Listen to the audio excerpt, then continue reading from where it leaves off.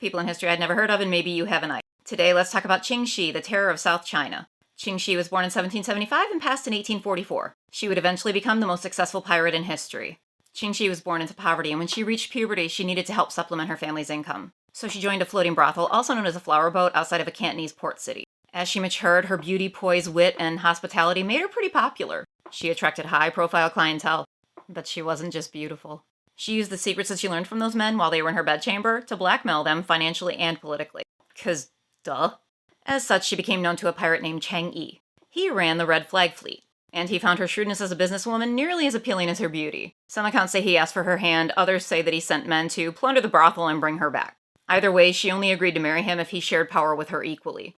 He did, so she did. Only a few years later, her husband passed under unknown circumstances.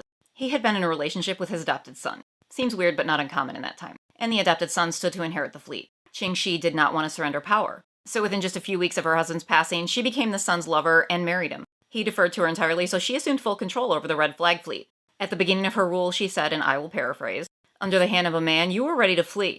Let's see how you prove yourselves under the hand of a woman." Damn right. She was described as ruthless, cold, and efficient in business and punishment. She ran a crime syndicate. She had to be. She unified many fleets by using a strict code of laws. Any pirate giving his own orders or disobeying a superior lost his head. If a pirate went ashore without permission, there were 2 chances given. First offense, they cut off his ears. If you can't listen, why do you need ears? Second offense meant unaliving. 'Cause you didn't listen the first time. If a pirate raped a female captive, he lost his head. I really like her. Conversely, honesty and loyalty were greatly rewarded. Within months of assuming control, she grew that fleet from 200 ships to 1,800. And that was with an estimated 80,000 men. By comparison, Blackbeard only had 4 ships and 300 men.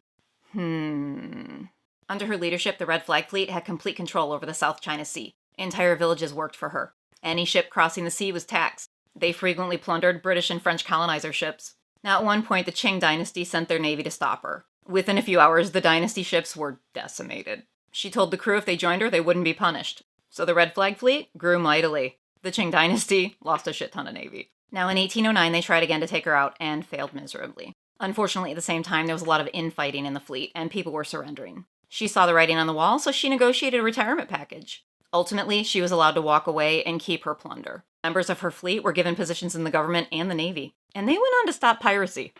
During retirement, she opened a casino and a brothel. She was wealthy and widely respected.